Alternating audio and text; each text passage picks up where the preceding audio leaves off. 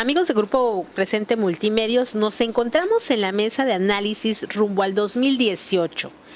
En estos momentos, pues, me da mucho gusto saludar al licenciado Víctor Sámano Labastida, él es periodista, a quien saludo con mucho afecto. También al licenciado Juan Carlos Guzmán, investigador de la Universidad Juárez Autónoma de Tabasco y sociólogo, y Julio César Cabrales, quien es economista. Ellos nos van a compartir pues su opinión, su análisis de lo que han visto del desarrollo de la jornada electoral en estos 4 estados, que obviamente son los últimos estados que tienen elecciones. De aquí vamos a tener hasta el próximo año, hasta el 2018, que son las elecciones federales, donde se renueva la presidencia de la República. Bueno, se ha dicho que la elección en el Estado de México prácticamente es el prólogo del 2018, pero ¿quién mejor que nuestros analistas que nos den su opinión sobre cómo han visto el desarrollo de la jornada electoral, de este prólogo de la contienda presidencial, que en casi exactamente un año vamos a estar también hablando del mismo tema? Bueno, antes que nada les doy la bienvenida y les saludo y empezamos pues con su opinión. Buenas noches. Yo primero quisiera subrayar algo que me llamó la atención por lo que hemos visto en todo el proceso. ¿Sí? Los medios y los propios políticos han puesto más énfasis en la lucha por el poder que en la lucha por la democracia. ¿Y por qué lo digo? Porque curiosamente, ha pasado de noche 2 elecciones. La elección municipal en Veracruz, la de los 212 municipios, y las elecciones de los gobiernos comunitarios en Tlaxcala, que son como 400, que es, digamos, el 4º orden de gobierno, ¿sí? El gobierno federal, gobierno estatal, gobierno municipal y gobiernos comunitarios. En Tlaxcala de eso prácticamente no se habla nada. Bueno, pero se entiende también en la perspectiva de la lucha por el poder la importancia que se le ha dado a la elección de gobernadores y en especial la elección del gobernador en el Estado de México, tanto por el número de votantes potenciales que tiene, que son 11 millones más o menos, como por pues porque ahí es la base del grupo que actualmente está en el poder, en la presidencia. Entonces, de alguna manera, ya lo hablarán también nuestros compañeros aquí en la mesa, de ahí viene la relevancia en la perspectiva, como decía Esmeralda, que en el 2018 vendrán la elección presidencial, pero también me parece que 9 elecciones para gobernador, y con lo que lleguen los partidos, especialmente el PRI, PAN y PRD, a las elecciones del 18, vemos que, por ejemplo, ahorita actualmente el PRI tiene 12 gubernaturas, el PAN tiene 12 gubernaturas, el PRD tiene 4 gubernaturas. ¿Sí? Morena es el único partido que no tiene gubernatura, sin embargo, está mostrando un alto rendimiento electoral, del cual ya hablaremos. Licenciado Juan Carlos Guzmán. Hola, bueno, antes que nada también darte las gracias por la invitación, ¿no?, para participar. Mira, yo creo que este evento que estamos viendo en el cierre del año es una alerta para los cuartos de guerra de los partidos, ¿no? Discursos muy desgastados, discursos que no convocaban a lo que está demandando la sociedad mexicana, es decir, se fueron al agravio, se fueron a la denostación. En ninguno encontramos, con raras excepciones, propuestas de administración, propuestas de inversión, propuestas de convencimiento democrático, ¿no? Entonces, la democracia nos está saliendo muy cara a los mexicanos. Esto es otra vez una serie de manifestaciones. Se vuelve un discurso esquizofrénico esto, ¿no? De repente vemos que las instituciones declaran una cosa y la gente, la ciudadanía, tiene otros puntos de vista muy distintos, ¿no? Entonces, creo que los resultados que nos van a dar estas esta jornada nos van a poner con ciertos elementos de análisis, ¿sí? Post electorales, porque es lo que no han querido entender la forma tradicional de los partidos, ¿no?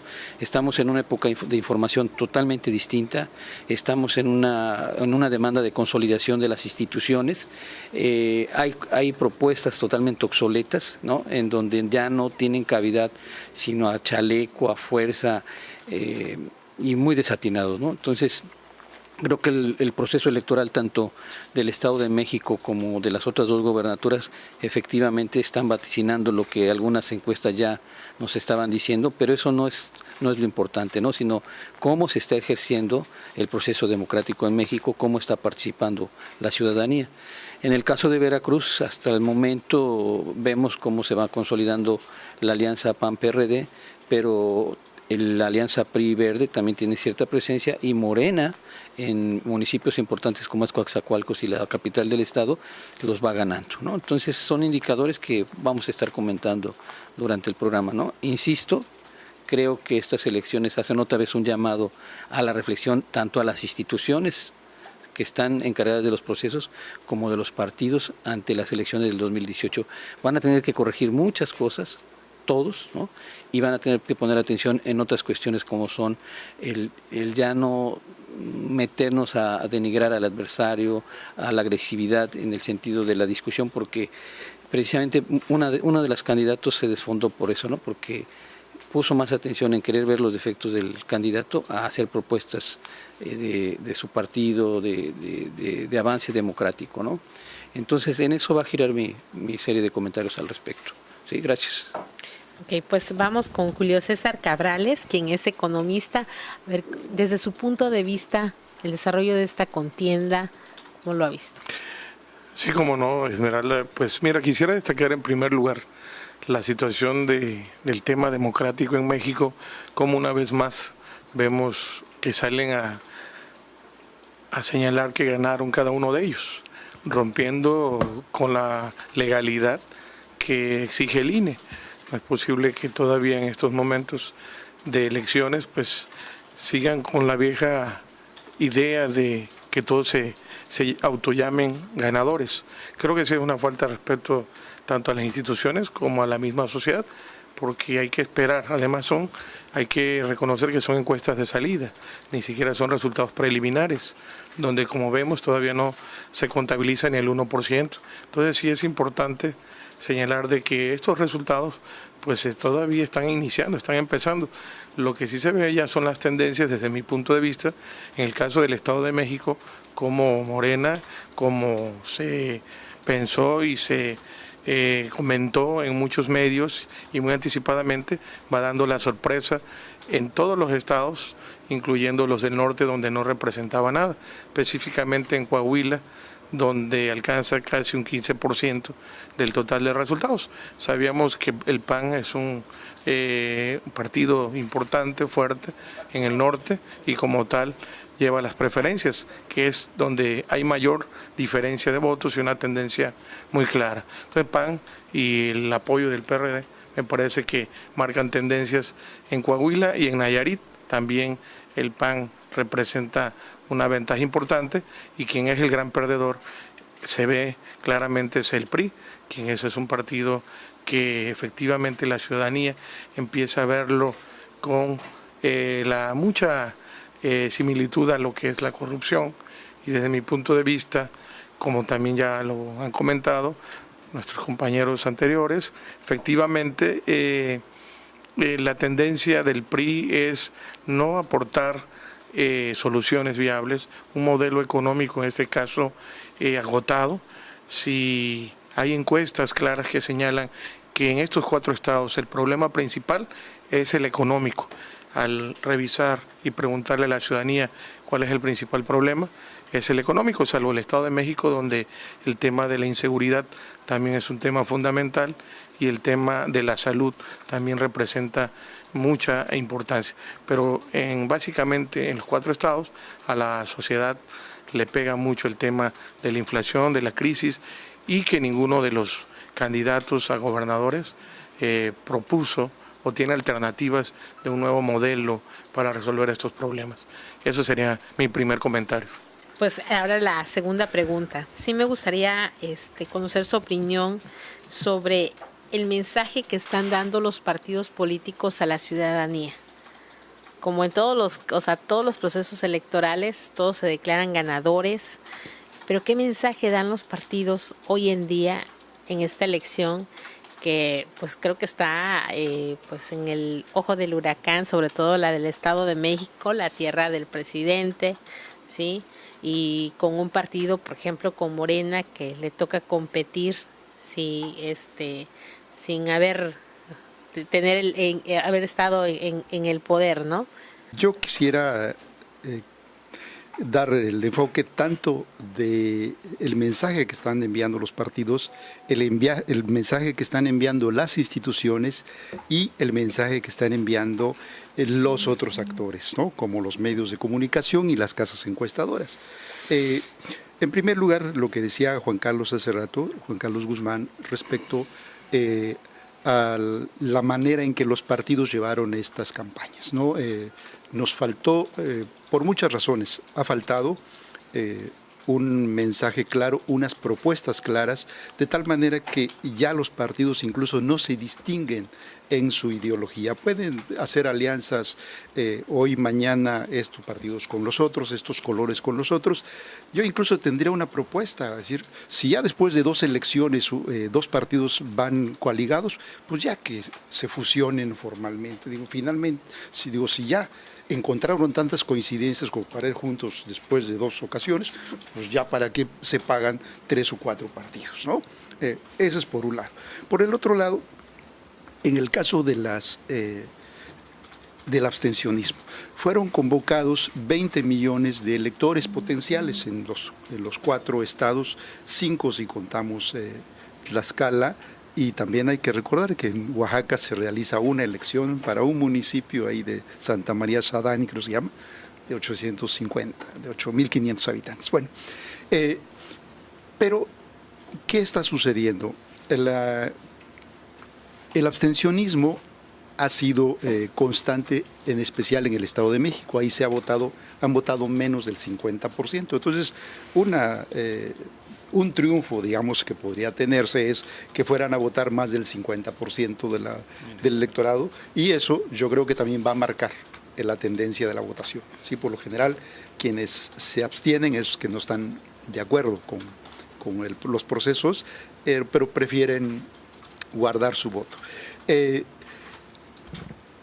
De estos 4 estados, sobre todo de los 3 estados que tienen elecciones para gobernador, solo Coahuila ha mantenido una participación electoral en ascenso, ha llegado al 60%. Yo creo que este proceso también va a andar por ahí a 60, 62%. Pero otro aspecto también que yo quisiera llamar la atención es el de los otros actores, el de los medios y de las casas encuestadoras. Por un lado, como decía yo hace rato, al principio, los medios que hemos puesto, y los analistas que hemos puesto más énfasis en la lucha por el poder que en la construcción de la democracia. Y por el otro lado, las encuestadoras. Se van a jugar aquí el prestigio, se están jugando el prestigio casas encuestadoras y también medios importantes. Por ejemplo, veíamos hace rato que en el caso de Nayarit no hay pierde. Los 3 medios importantes, 3 casas encuestadoras, daban como posible triunfador al de la alianza PAN-PRD, Antonio Echevarría, que de hecho es hijo de alguien que fue también gobernador ya en Nayarit. En el caso de Coahuila, curiosamente, 2 casas encuestadoras daban como triunfador al PAN y otras 2 casas encuestadoras como triunfador al PRI. Las casas de Reforma y Excelsior daban al PAN y las casas del Financiero y el Universal daban a Miguel Riquelme del PRI.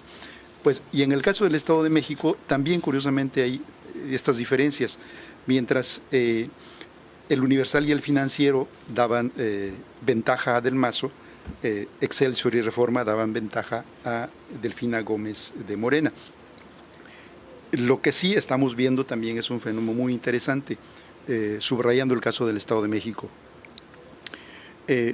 Como decía también quienes me antecedieron, me parece que tanto los electores como el mismo proceso electoral castigó a una de las candidatas y a uno de los partidos que puso más énfasis en la denostación que en la propuesta, que es el caso del PAN.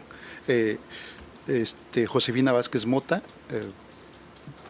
va a quedar en el Estado de México, según las tendencias, en tercero o cuarto lugar. Posiblemente la manden al cuarto lugar, lo cual también es debe entenderse como un mensaje muy importante del electorado. Y bueno, hasta ahí para darle la palabra a los compañeros que están aquí.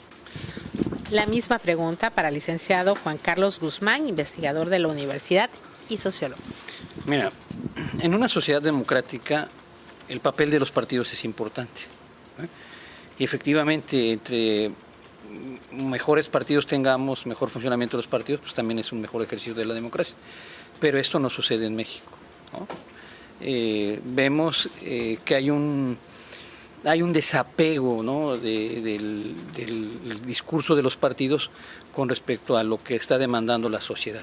Es más, muchos de los procesos electorales que se están dando ahorita en estos momentos se debe a ese voto ciudadano que efectivamente no es partidista, ¿sí?, pero que tiene un voto no porque le cae mal el candidato, no porque no le convence tal propuesta, ¿no?, sino porque él tiene también su manera de pensar y su manera de decidir su voto, ¿no?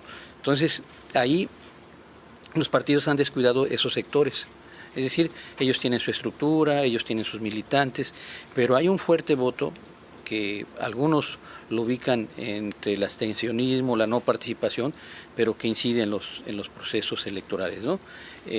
Entonces, lo que estamos demandando aquí en México es decir, pues que se pongan los pilas los partidos, ¿no?, que asuman sus responsabilidades, que asuman sus posicionamientos. Hay una confusión total, ¿no?, en relación a esas alianzas apresuradas o esas alianzas de jalar a candidatos de partidos que no tienen nada que ver con los principios, con las ideas de la fundamentación de ese partido, y los meten. Los partidos piensan que la sociedad no se da cuenta de eso, pero la sociedad está muy pendiente de esas cosas, molestan, irritan, ¿no?, porque no vemos que no hay coherencia al respecto de lo que están haciendo y de lo que están diciendo, ¿no?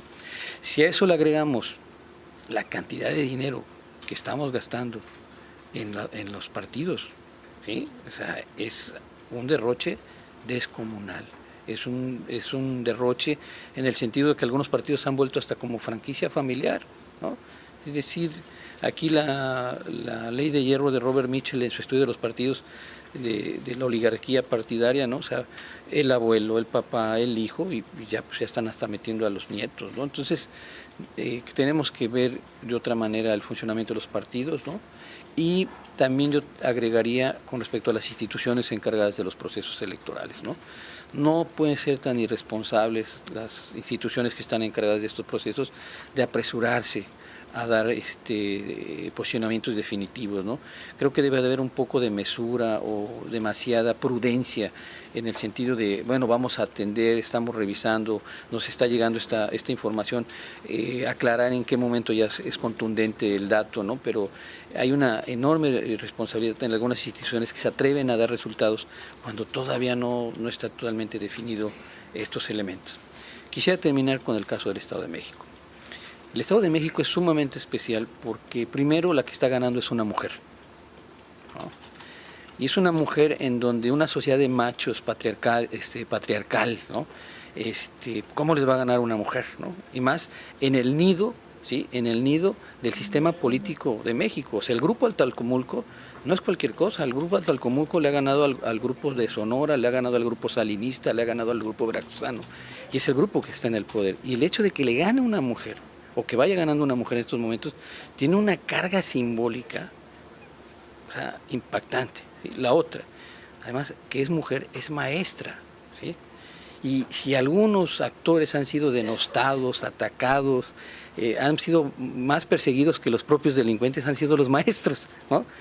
Y luego que el extracto social de la que viene Delfina, ¿no? Entonces, hay un voto ahí de la cultura subterránea, de la infrapolítica, que al ver tanto agravio, tanta agresión ante una candidata que es mujer, ¿sí?, pues no esperes otro resultado, ¿no? por las mismas condiciones que ellos propiciaron que Delfina, ya más allá de la presencia del líder del partido, ya como maestra que demostró con sus errores, sus aciertos en la administración municipal que estuvo, ¿no? Que las alianzas que hizo con los poderes fácticos, ¿no? Que hizo alianza con el cacique. ¿Quién de ellos no hace alianza con el cacique cuando quieren ser presidentes municipales, diputados, puesto que tengan? Tienen que hacer alianzas con el poder fáctico. Esto es parte de la política, de la grey política. Tienes que ponerte de acuerdo con los poderes fácticos de los lugares donde... Entonces, el caso de Delfina, ¿sí? Vaya a ser el resultado que vaya, la tendencia que sea, es un parteaguas, ¿eh? Yo creo que va a marcar ciertos elementos de diferencia, tanto a nivel nacional como de impacto regional y de otras latitudes, ¿eh? Hay que seguirlo con atención. Vamos con Julio César Cabrales. Sí, cómo no. Primero, señalar lo que se comentó ya, el divorcio que hay entre la partidocracia y la sociedad. Definitivamente, ya lo dijo el licenciado Saman, en el sentido de que no es posible de que tengamos partidos con plataformas electorales o lineamientos políticos distintos, como el caso del PAN o del PRD, totalmente antagónicos. Es decir, eso de la izquierda, la derecha y del centro ya pasó de moda para algunos, y cuando conviene lo utilizan y cuando no conviene no lo utilizan. He escuchado analistas de toda la vida de política que hablan que son de derecha, y cuando se unen ahora con el PRD, pues no podemos juntar el aceite con el agua. ¿Qué quiere decir con esto? Que a la sociedad nos siguen dando a tole con el dedo. Gastamos 4.500 millones de pesos por año electoral. Y eso que, bueno, en un año que ya vimos cómo se están dando los resultados.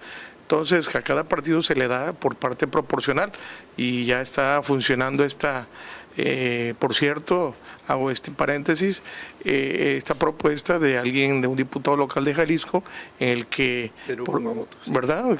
Pedro Kumamoto, de que voto, ¿cómo es? Sí, La cuestión es que se le va a dar el dinero de acuerdo al número de votos, ¿verdad? Sí. Voto por dinero.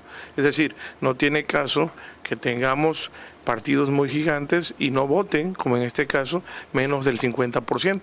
Es decir, nos está saliendo muy cara la democracia, nos ha salido muy cara desde hace mucho tiempo, y no estamos tomando de fondo la solución, no estamos resolviendo como debería de ser.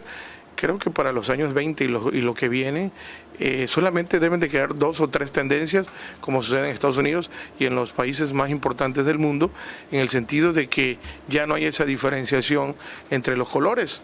No es posible, como hemos dicho, que esté el PAN y PRD ganando en Coahuila o en Nayarit o en el resto de la República de esa manera, ¿no? Es decir, ¿cuál es la diferencia entre un partido de izquierda y una derecha?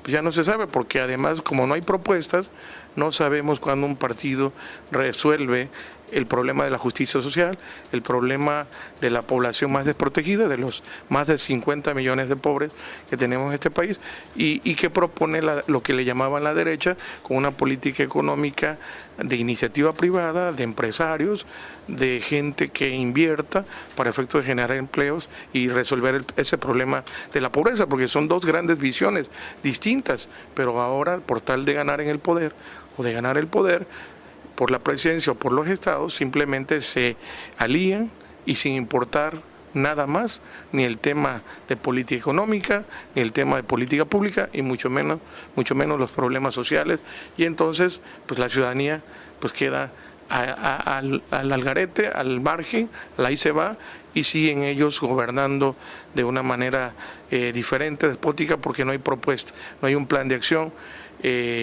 porque no son viables, ¿no? Se ha propuesto por ahí gobiernos de alternancia, como lo decían algunos políticos, para que llegaran los mejores perfiles de diferentes partidos, ¿verdad? Que valdría la pena revisarlo. Sin embargo, eso amerita también que a los partidos se les dé menos recursos, o que simplemente elevar el porcentaje de votación a más del 3% como lo es ahora, ¿no?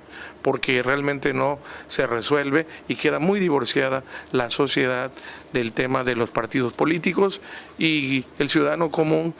Y si vemos los índices de población, que en su mayoría son jóvenes, no creen ni en la política ni en los partidos políticos. Y eso es un golpe a nuestros bolsillos finalmente, donde hay un gasto excesivo.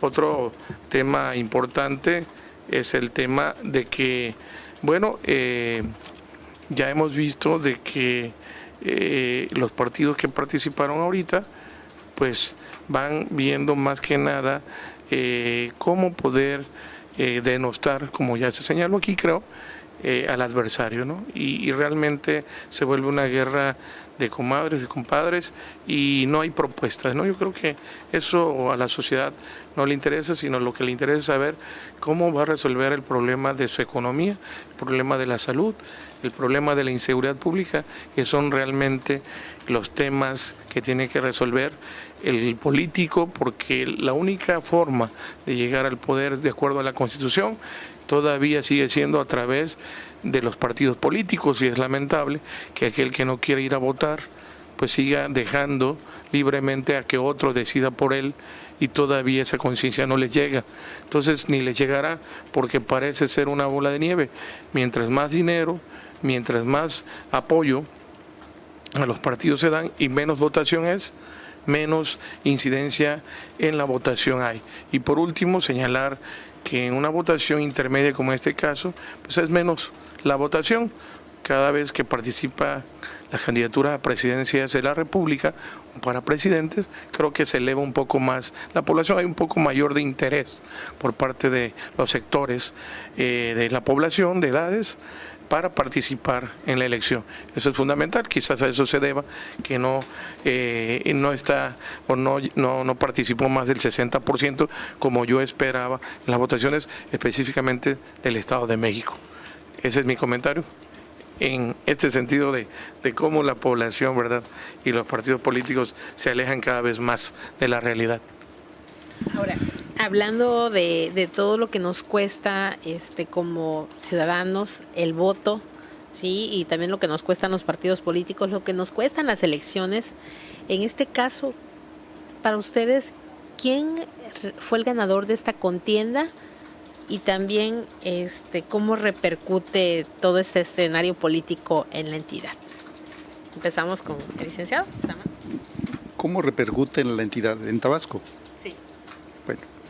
Bueno, primero referirme rápidamente, para hacer una especie de síntesis, a los niveles que yo diría que impacta esta elección.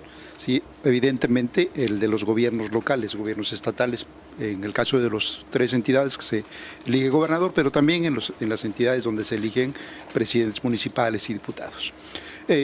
Pero también impacta en las dirigencias nacionales, sobre todo porque por lo menos un dirigente nacional, el del PAN, está jugándose ahí también la candidatura a la presidencia de la República, Ricardo Anaya. Es otro dirigente nacional. Otra dirigencia nacional que también está en juego es la del PRD, porque ahí está en competencia 2 grandes corrientes, Nueva Izquierda, los Chuchos, y ADN, Alternativa Democrática Nacional, que encabeza Juan Cepeda ahorita como candidato, pero que podría ser en el futuro el candidato de ADN para la dirigencia de ese partido. También otro nivel es la capacidad competitiva de los partidos. Estamos viendo cómo llegan a un año de las elecciones presidenciales estos 4 partidos, los 3 tradicionales y uno de reciente ingreso. También se juegan las candidaturas presidenciales. Por un lado está la de Ricardo Anaya, que le decía, pero por el otro lado también está jugándose la capacidad, la posibilidad que tenga Peña Nieto de controlar su propia sucesión. Un punto que no hemos mencionado aquí, que me parece importante, es el de los independientes.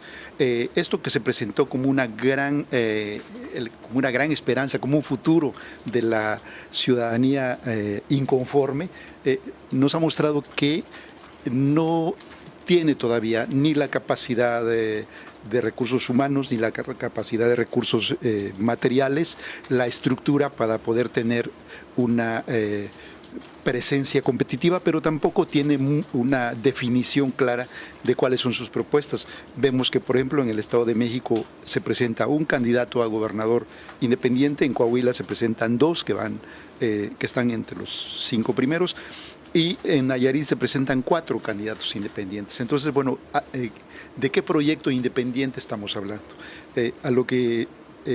Y finalmente, en este paquete, está también a prueba lo que mencionaba Cabrales y lo que mencionaba también Juan Carlos, que es la capacidad, la organización, la responsabilidad de las autoridades electorales, tanto locales como nacionales. El INE no lo hemos visto, ¿no? Nos cuesta demasiado y no lo hemos visto en estas elecciones.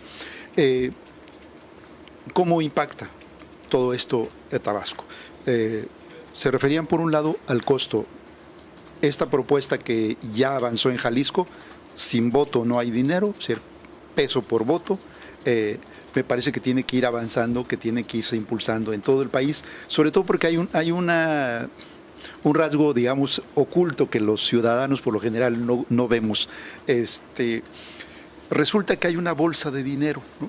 Sí, hay 100 pesos y no importa si ese partido obtuvo 2 votos o obtuvo 5 votos, va a entrar al reparto de esos 100 pesos siempre y cuando tenga registro.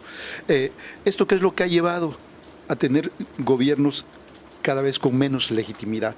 Están votando 60%, 50%, pero si pensamos que votó el 50% y ganó el que obtuvo el 30% de los votos, estamos viendo realmente a alguien que obtuvo el 25% más o menos, la cuarta parte del padrón electoral. Es decir, ¿qué representatividad puede tener ese gobierno que en lo total no tiene el 50 o 60%, tiene el 20%, 25% cuando mucho?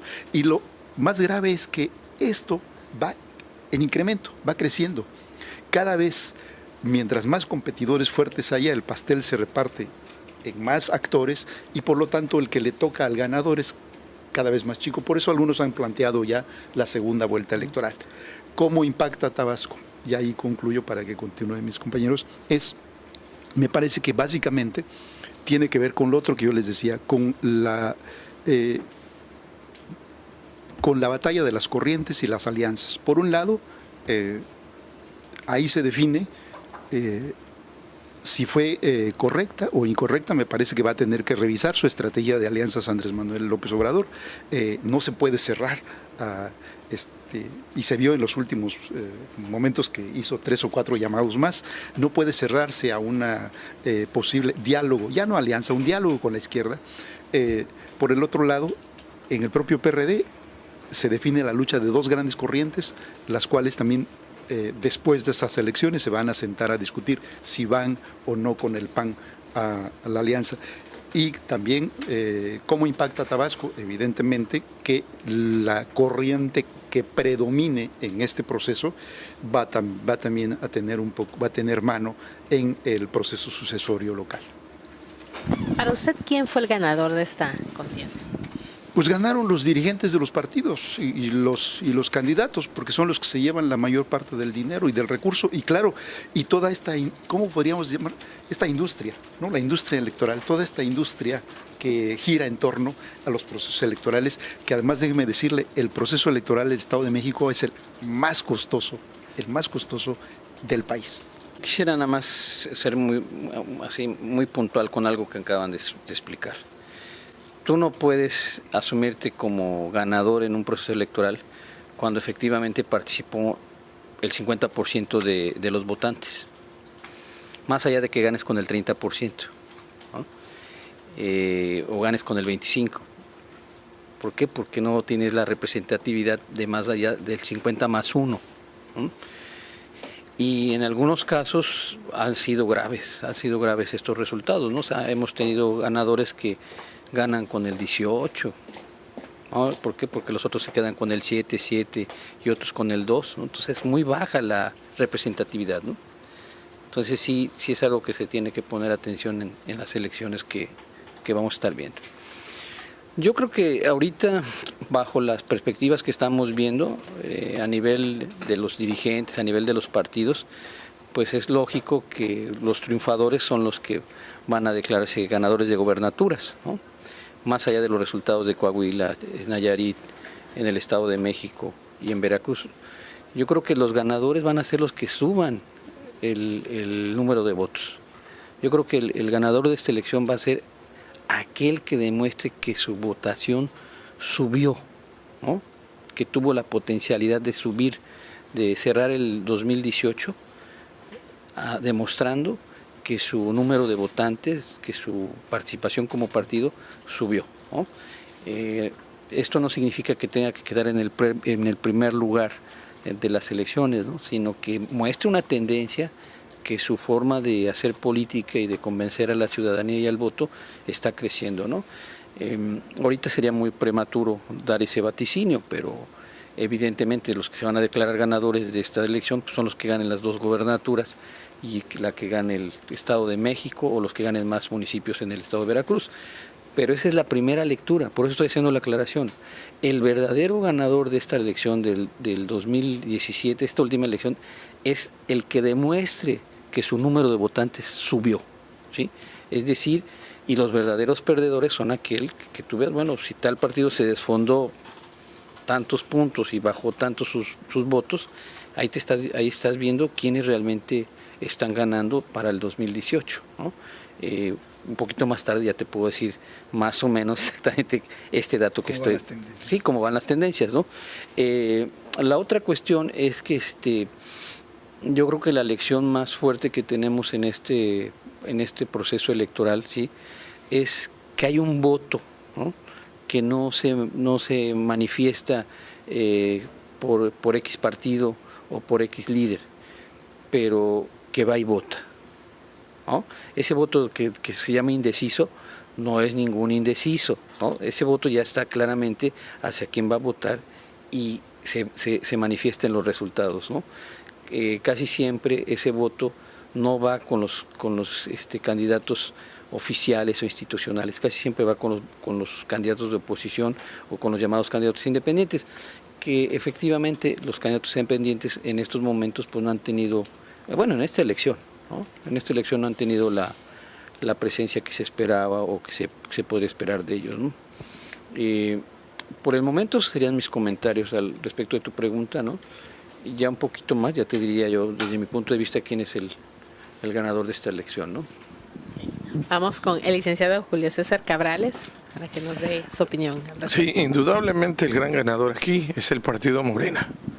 Morena tiene una presencia en 2 años tremenda en el centro del país y bueno, y todos los tabaqueños, como se dice, ¿verdad?, estamos interesados y el gobierno y a todos los sectores del Estado le interesa mucho el ver cómo se desarrollan estas elecciones, puesto que tenemos a un competidor paisano. El paisanaje siempre nos llama. Por lo tanto, creo importante reconocer que la presencia, como hemos dicho aquí, una vez cuando se vayan a hacer elecciones presidenciales, pues le va a beneficiar en mucho las elecciones específicamente del Estado de México, aunque vemos que en Coahuila queda en un 3er lugar, y si el PRD no se une con el PAN, queda hasta en un 2º lugar. Lo mismo sucede en esto digo en Coahuila, y bueno, en Nayarit seguramente también no baja del 3er lugar y mantiene unos porcentajes importantes. Quien es el gran perdedor es definitivamente el PRI, es el gobierno federal quien ha dado con esto la sociedad un mensaje generalizado de que las grandes políticas económicas no están funcionando, como quisiera la población tener. El tema de la justicia social se ha perdido, no hay dentro de ese partido una línea de acción que identifique como lo hacía antes cuando tenía más presencia en cuanto a sus corporativos, a sus campesinos organizados en la CNC, a sus obreros organizados en la CTM, a la población social en general en la CNOP, en fin, estos votos cautivos ya no los tiene este partido. Entonces estamos ante una nueva figura social ante una nueva realidad social donde ya los jóvenes y las tecnologías se están imponiendo. Por lo tanto, para el 2018 se ve claramente una tendencia más competida y, como dije hace un momento, seguramente la votación siempre va a ser mayor, porque cuando tenemos la elección de un presidente de la República se eleva a más del 60%. No es posible en el caso del Estado de México que de 11 millones de votantes solamente elijan al gobernador o gobernadora solo 6 millones, 5.500.000 serían la mitad si hablamos del 50%. Entonces, cuando hablamos de que no vota ni la mitad de la población, estamos hablando de un listado nominal del que está inscrito en el IFE, y si hablamos del 100% estamos hablando del total. Por ejemplo, en el Estado de México hay aproximadamente 16 millones de habitantes, de los cuales 11 millones son los que están en el padrón electoral, los otros son menores de edad, etcétera, ¿no? En fin, entonces, específicamente a Tabasco sí está muy atento a esta elección, puesto que un partido de reciente creación ha tomado un posicionamiento, porque no hay quien abandere ya esa posibilidad de una nueva vida, de una nueva realidad, como sucede en el resto del mundo. Y me quiero referir al Brexit en Inglaterra, donde ya votaron por salirse de la Unión Europea, donde también me refiero al tema de Donald Trump, donde las encuestas, dicho sea de paso, como dijo el maestro Labastida, efectivamente han perdido mucha credibilidad, y prueba de ello fue en este gran país, en esta gran nación, donde daban por un hecho ganar a Hillary Clinton, y vimos cómo se pierde ahí ese posicionamiento de la mayoría de las encuestas. Lamentablemente, cada uno de los partidos, de los políticos, tiene su propia encuestadora y todos dicen haber ganado. Entonces, la encuestitis, que siempre se ha criticado, sigue siendo simplemente el que paga manda y no representa mayor credibilidad. Pero las tecnologías, la sociedad en su conjunto ha rebasado esas encuestas y ha tomado, por ejemplo, en el caso del Estado de México, esa posible realidad que hoy vemos que se manifiesta en los resultados. Cada vez se ve más acotada la diferencia de los que deciden en una elección. Casi podemos saber ya con exactitud cuánto o cómo van a quedar, porque vimos que estaba apretada por todas las encuestadoras y por todas las redes sociales la pelea entre Morena y el PRI y sus tres aliados, ¿no? El PRI y sus tres aliados y Morena. Entonces, con una leve tendencia mayor de Morena, y así sucedió. Entonces, ¿qué quiere decir con esto?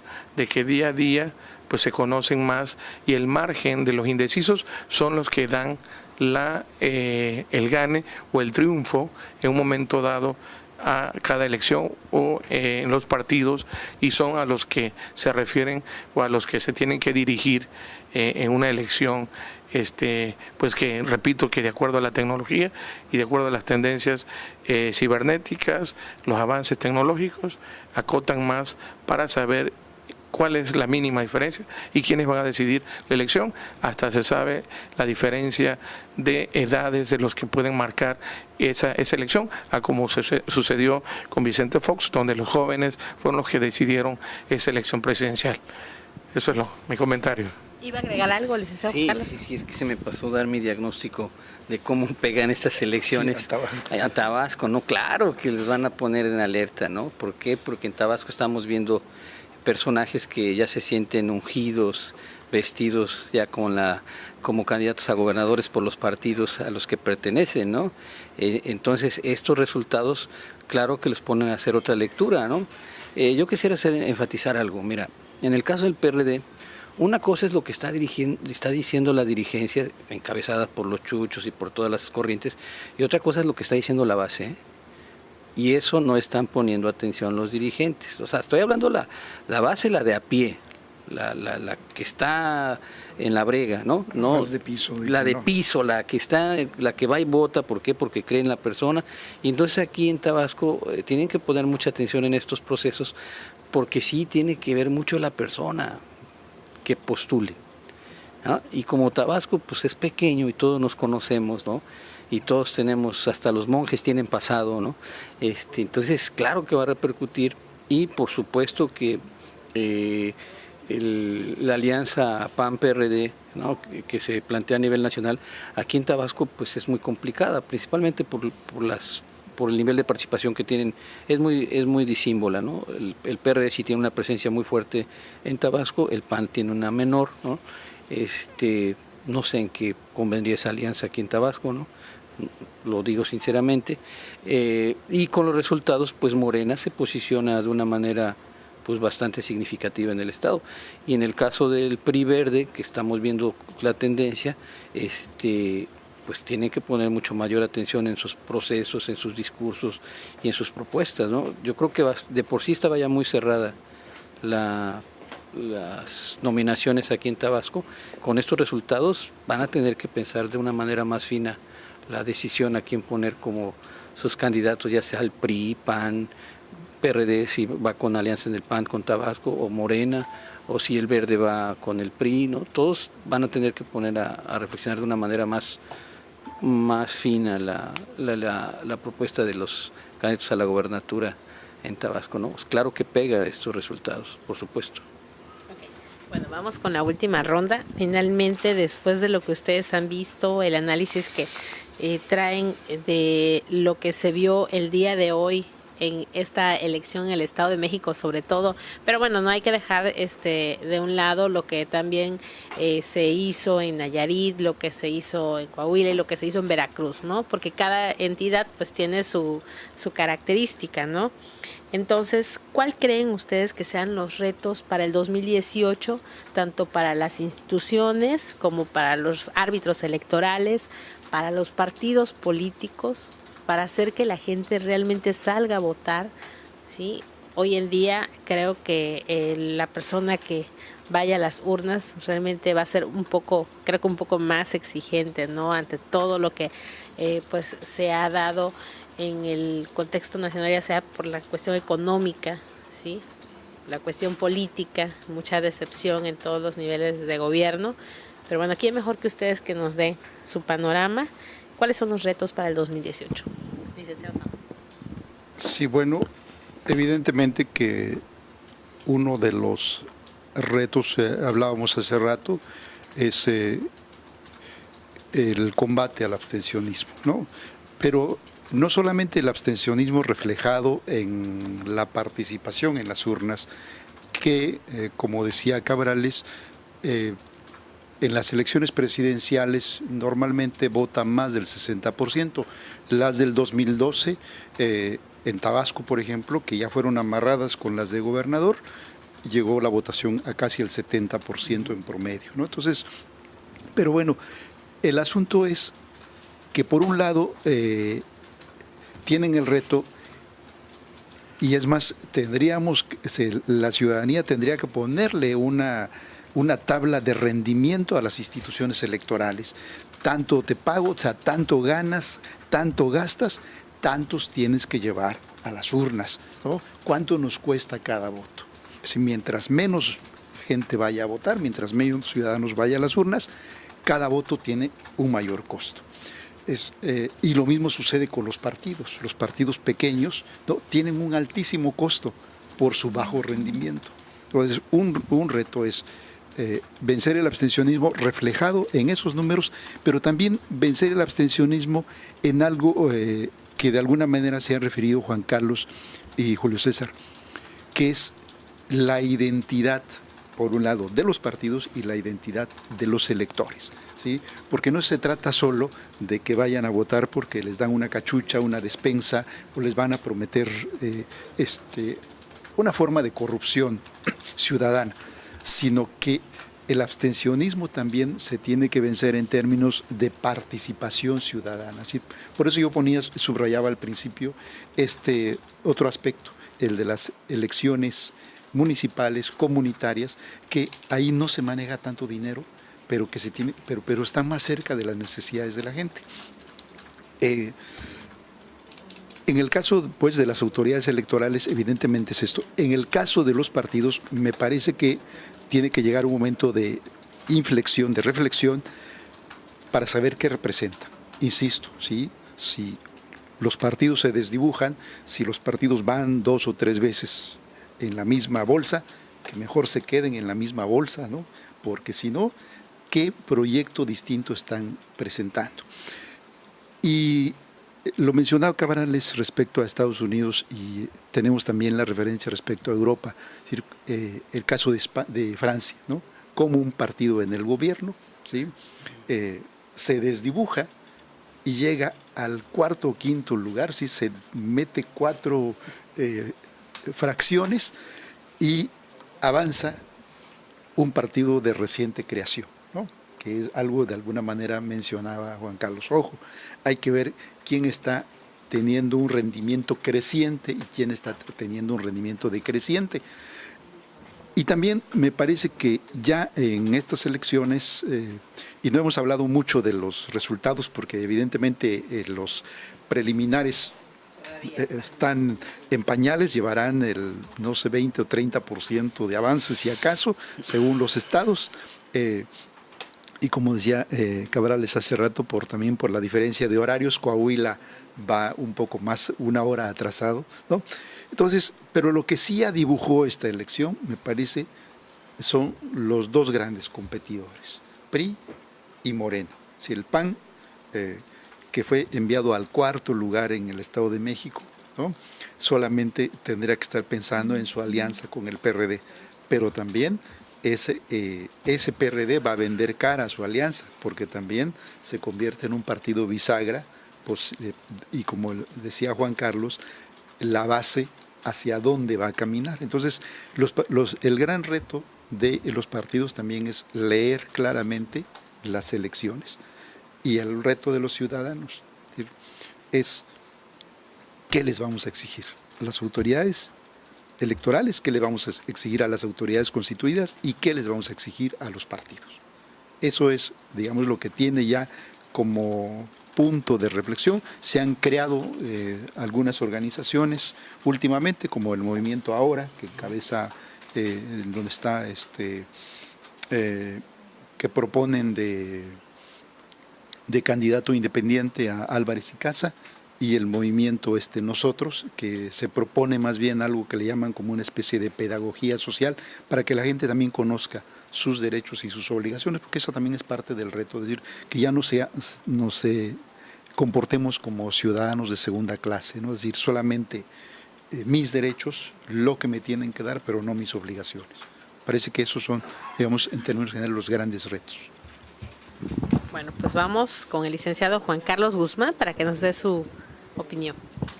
Yo creo que los grandes retos que tenemos en estos momentos como sociedad, y que nos basamos en los ejercicios democráticos a partir de los resultados de este 2017, es corregir una serie de anomalías que son más que evidentes, ¿no? Tenemos que tener claro qué están proponiendo los partidos, ¿no? Hacia dónde están apuntando sus propuestas económicas, sus propuestas de políticas públicas. Creo que se desgastan mucho en atender algunas cosas que no tienen interés más allá de la lucha por el poder, ¿no? Entonces yo creo que esta es una lección enorme. La otra es que efectivamente el panorama que se nos ciñe a nivel 2018 es que se desfonda un partido, ¿no? Como es el caso del PAN, ¿no? En el Estado de México me refiero, ¿no? En otros ha ganado, y que es preocupante, y crece otro, ¿sí? Que aunque pierda, su tendencia va creciendo, como es Morena. En el caso hay un elemento que no hemos tocado en la mesa, ¿no? Y que eso es clave, ¿no? Las manifestaciones de corrupción, ¿no? Que no hemos visto una atención frontal, puntual, ¿no? Con respecto a las manifestaciones de corrupción de exgobernadores y de funcionarios públicos, y eso le pega a los partidos que pertenecen a estos sujetos, ¿no? Entonces no lo hemos comentado aquí, pero que es clave. La impunidad, ¿no? La impunidad, que también va a ser un elemento de discusión el próximo año para la elección presidencial, y que tiene que ver mucho con los resultados del Estado de México, ¿sí? Los elementos de señalamientos de alta violencia y de inseguridad, ¿no? También fue algo que pegó mucho en este proceso. Con respecto a los candidatos independientes, yo tendría que hacer un comentario, ¿no? ¿Qué tan independientes son, ¿no? Porque yo el seguimiento que hice de los candidatos independientes esta vez, pues todos o casi todos venían de un partido, entonces ahí también la figura del independiente se pierde. ¿Por qué? Porque finalmente trae toda ya una tendencia, no sea del PRI, del PAN o del que haya pertenecido, ¿no? Entonces los resultados nos ponen muy alerta, ¿no? Yo creo que nos hace hacer otra lectura, ¿no? Creo que los asesores, los analistas de los partidos políticos están perdiendo de vista muchas cosas por concentrarse en la lucha nada más por el poder, ¿sí? Y creo que tendrían que enriquecer, engrandecer, en retomar las verdaderas preocupaciones que hay en los lugares donde van a competir, ¿no? Y que es más que evidente que a algunos no les interesa ni hacer una propuesta coherente en la educación, ni hacer una propuesta coherente en la cuestión de la salud, ni hacer una propuesta coherente a la cuestión del empleo y desempleo. No les escuchamos nada de eso. Es decir, bueno, mi política pública en el Estado de México para el empleo va a ser esto. Mi política pública para atender el campo o el agro, esto, o voy a atender la educación de esto. Nunca escuchamos propuestas en ese sentido, ¿no? No las escuchamos. Y eso pues, deja una lección enorme, ¿no? ¿Tal? Licenciado Julio César Cabrales. Sí, no me queda la menor duda que el enemigo a vencer para el 2018, hablando de política de partidos, será Andrés Manuel López Obrador, y desde ahora pondrán sus barbas a remojar el gobierno federal y el PRI, que sigue usando la guerra sucia. Me parece que deben de poner sus barbas a remojar y atender los problemas de inseguridad, los problemas de empleo, los problemas de salud, y obviamente va con todo esto la cuestión de la corrupción y de la impunidad que habló aquí el maestro Juan Carlos, y efectivamente se requiere pues de un cambio, porque la gente votó contra esa inseguridad y la gente seguirá votando, porque seguramente ahora que son años de Hidalgo, como se les conoce, que van de salida, pues en vez de preocuparse por atender ese plan nacional de desarrollo, ese plan estatal de desarrollo que marca la Constitución como hilo conductor, seguramente es el que tienen más perdido de vista. Están en un desorden total, en una anarquía total, y perdieron la parte social de sus partidos. Por lo tanto, la gente eso lo palpa, lo siente ahí en la calle. La gente sabe que no le alcanza, que en sus bolsillos ya no compran lo mismo que compraban al inicio del año. Tenemos una inflación arriba del 6%, tenemos un desempleo a nivel nacional en promedio del 4.5 al 5%, y todavía se quiere engañar a la población diciendo necesariamente que tenemos una generación de empleos del presidente en turno de 20 millones de empleos, cuando por cada punto porcentual lo más que podemos generar es 1 millón de empleos, ¿sí? Menos. De acuerdo a cifras técnicas, es de 200 a 500 mil empleos lo más que se puede generar por cada punto del PIB. Entonces, ¿cómo va a generar 20 millones? Tendríamos que crecer casi el 10%, que esto sería totalmente increíble.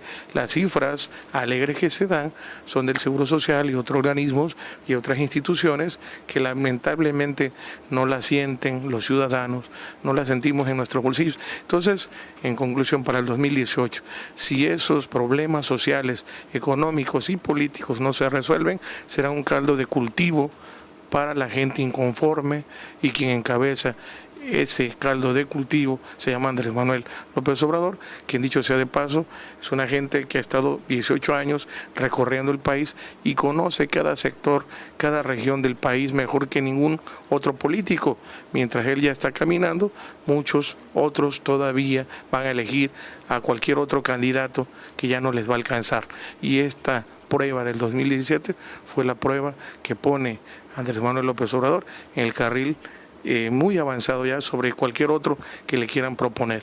Repito, si no se resuelven los problemas sociales, políticos y económicos, vamos a tener una ciudadanía muy dañada, muy afectada, que tendrá que pensar en una nueva propuesta, una nueva alternativa diferente de política económica, de política social, de políticas públicas en general. Por lo tanto, si esto sucede, pues a Tabasco creo que le irá mejor y más que bien. Ese sería mi comentario. Yo quisiera hacer nada más una acotación. Me parece que el riesgo mayor de esta descomposición económica y social para la población no es propiamente que surja una alternativa. Qué bueno si surge una alternativa. El riesgo mayor es que no haya alternativas. Y ya lo vimos en enero de este año, cuando con el famoso gasolinazo, o sea, estamos observando cómo el equilibrio social está en un punto demasiado riesgoso. Entonces, si no se crean alternativas, qué bueno que surjan alternativas, ojalá que los partidos tradicionales construyan también sus alternativas, pero si estas no surgen, lo peor que le puede pasar al país es que se descomponga el pequeño andamiaje democrático que se ha ido construyendo. Pues bueno, les agradezco muchísimo su participación en esta mesa de análisis rumbo al 2018 que realiza Grupo Presente Multimedios.